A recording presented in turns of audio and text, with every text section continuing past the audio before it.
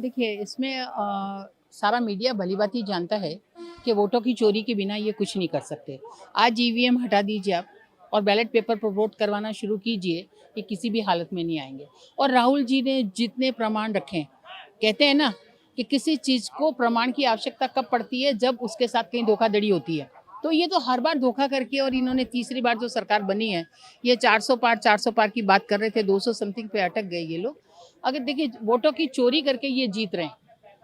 आज मैं हूँ, मेरे मम्मी-पापा का मुझसे कोई जन्म प्रमाण पत्र माँगेगा तो मैं कहाँ से लेकर आऊँगी? मैं खुद 50 हो गई। अब आप कह रहे हो कि आपका आधार वैलिड नहीं, आपका वोटर आईडी कार्ड वैलिड नहीं, आपका ड्राइविंग लाइसेंस वैलिड नहीं और आप कह रहे हो कि साहब आपका जो आपका पासपोर्ट है, वो वैलिड है। तो पासपोर्ट में आप फिर आधार क्यों माँग रहे हो? आपकी 10th की सर्टिफिकेट या 12th की सर्टिफिकेट या आपकी जन्म प्रमाण पत्र माँग रहे हो, तो कितने कितने लोग हैं ऐसे, जिनके पास अपना जन्म प्रमाण पत्र होगा। एजुकेशन की बात आती है तो वहाँ पर तो मिल जाएगा, लेकिन उसके बिना ये सारी बातें जो है इतनी इन्होंने वोटों की चोरियां की है कि राहुल जी ने जो प्रमाण रखे हैं कि एक कमरे के अंदर 80 वोट, तो क्या वो लेडी 150 साल पुरानी थी क्या? और हर तीसरे महीने बच्चा पैदा हो सकता है क्या? 9 महीने माँ के पेट में बच्चा चाहिए अपने को। हर तीसरे महीने, 2 महीने, ढाई महीने में एक बच्चे का नाम ऐड होता जा रहा है और 80 लोग एक-एक कमरे में, 44-44 लोग एक-एक कमरे में, 35 साल की महिला जिसको आपने 124 साल का लिख दिया। जो लोग जिंदा हैं उनको मरा हुआ बता दिया, मरे हुओं को तुमने जिंदा बता दिया। तो भाई लिस्ट दो ना। आज हम पर्चियां भी बांटने जाते हैं इलेक्शन के टाइम में, हमारा अधिकार होता है कि हम पर्ची बांट के आए ताकि हमारा जो वोटर है वो इधर उधर गुमराह ना हो, उसे पता चले कि मेरा किस बूथ पर कितने नंबर पर मेरा वोट है, तो मैं इजीली उस बूथ पर पहुंच जाऊं। आप वोटर लिस्ट क्यों नहीं प्रोवाइड करवा रहे? आपकी नीयत में चोरी है, आप इसीलिए ऐसा सब कुछ कर रहे हैं।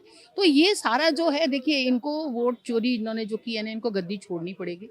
राहुल जी ने पहले भी बोला था जाति जनगणना करवानी पड़ेगी, हो रही है। आपको ये वोटों की जो चोरी है, प्रमाण दिए, वो शपथ पत्र मांग रहे हैं। विपक्ष का नेता है राहुल हमारे, किस चीज का प्रमाण पत्र मांग रहे हैं? जो वो टोटल आपको ए टू जेड आपके सामने चीजें खोल के रख रहे हैं, वो खोल के कह रहे हैं कि ये देखिए इस एक कमरे के अंदर 80 वोट है, इस एक कमरे के अंदर 44 वोट है, इस एक जगह पर आपके 7000 वोट है। क्या एक 3 कमरे की बिल्डिंग, तीन तीन रूम की, क्या उसके अंदर 7000 वोट हो सकते हैं? ये सारी चीजें सब दुनिया देख रही है कि ये लोग क्या कर रहे हैं, कितनी चोरियां कर रहे हैं। सारा तो देश बेच खाया इन्होंने। मेरा तो सारे नेताओं से आपके चैनल के माध्यम से एक ही रिक्वेस्ट है कि किसी भी तरीके से ईवीएम हटवाइए, बैलेट पेपर पर वोट लेकर आइए और फिर देखिए दूध का दूध और पानी का पानी होएगा। राहुल जी कोई गलत कभी नहीं उठाते।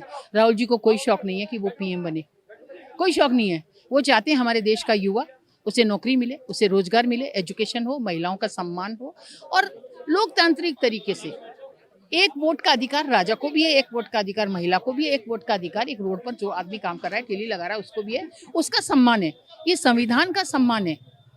आम लोगों की बात नहीं है। संविधान के सम्मान के लिए, आपके और हमारे सम्मान के लिए, देश की रक्षा के लिए, लोकतंत्र को बचाए रखने के लिए, हमारे वोटों के अधिकार को बचाए रखने के लिए कि हमारा एक सिंगल वोट है। हम बड़े खुशकिस्मत है कि हमें संविधान में जैसे ही संविधान लागू हुआ, हमें एक वोट का अधिकार बराबर में मिला। अमेरिका जैसा विकसित देश जिसको बोलते हैं, वहाँ 100 साल के बाद में महिलाओं को वोट देने का अधिकार मिला। तो हम तो बड़े किस्मत वाले हैं कि सम्मान वोट का हमें है। और राहुल जी अगर कोई टॉपिक उठा रहे हैं तो वो गलत नहीं है, विद प्रमाण उठा रहे हैं। वो उनके पास सारे सबूत हैं। अभी तो क्या हुआ है, वो बार बार एक ही चीज कह रहे हैं। अभी तो क्या हुआ है, चोरों की वोटों की जो चोरी कर रहे हैं उनको गद्दी छोड़नी पड़ेगी। बहुत लंबे समय के बाद में वो बहुत मेहनत करी है उन्होंने, चल रहे हैं वो। उन्होंने कितने साल, 10-12 साल तक उनके राहुल जी के बारे में कितनी गलत गलत बातें कही, पप्पू है, ये है, वो है, वो है। मतलब उसके बावजूद भी हम उस आदमी को सैल्यूट मारते हैं कि उन्होंने कभी पलट के ये नहीं कहा कि तुम मुझे पप्पू क्यों कह रहे हो, तुम मुझे मुसलमान क्यों कह रहे हो, आप लोग मेरे बारे में इतना क्रिटिसिज्म क्यों करते हो। He is very happy. और एक चीज और, जो आदमी जितना ताकतवर होता है, दुनिया उतना उसकी बुराई करती है, उसका जिक्र करती है। और मोदी जी को भी डर लगने लगा है। जब जब ये डरते हैं, पुलिस को आगे कर देते हैं कि भैया पुलिस वाले तुम संभालो, हमसे नहीं संभल रहे। राहुल जी का भाषण सुनने की इनके अंदर हिम्मत नहीं है, पार्लियामेंट से भाग जाते हैं ये। ऐसी ऐसी स्थिति में कुछ भी नहीं किया जा सकता। ये बहुत सी चीजें हैं जिनके बारे में, और आज का जो हमारा ये था, ये तो अभी शुरुआत है। नहीं, बेबुनियाद आरोप वो अभी उन्होंने एक ने लगाया ना, अब उनकी भी। पहले तो धनखड़ जी गए हैं। धनखड़ जी ने क्या किया था, हाई कोर्ट के जज के बारे में ही तो बोला था कि भाई इनके बारे में जांच रखवाइए, तो उनको इमीडिएटली, ये तो इस्तीफा तो पहले लिखवा के लेते हैं। अब एक वो किसी और नेता ने बोला है कि हाँ साहब, नितिन गडकरी जी ने बोला है कि मेरे मेरे एरिया में 2.5 लाख वोटों की काट दिए गए थे। नितिन गडकरी जी ने खुद ने बोला है, बीजेपी के लोग हैं। देखिए होता क्या है कि जिस काम के लिए आपको चेयर पर बिठाया गया है, आप अपनी कुर्सी से चिपके रहने के लिए, या ये कहिए कि इन लोगों से डर लगता है। जब हमारा जस्टिस लोहिया जैसा, जिनको इन्होंने मार दिया गया और पता भी नहीं चला क्योंकि वो सजा सुनाने वाले थे, लंकेश गौरी जो आपकी पत्रकार थी, आज तक पता नहीं चला कि लंकेश का क्या हुआ। तो ये लोग, इनके रास्ते में जो कोई भी आता है, ये ईडी सीबीआई के छापे डाल के उनको डराने की कोशिश करता है। ये राज्यपाल मलिक सर का ही ले लीजिए, 3 राज्यों के राज्यपाल रहे और आप राष्ट्रीय सम्मान से आपने उनका नहीं किया।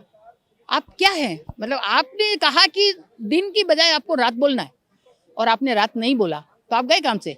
तो भैया जो आदमी मौत से नहीं डरता है उसे डर नहीं लगता। मैं तो क्लियर बोलती हूँ।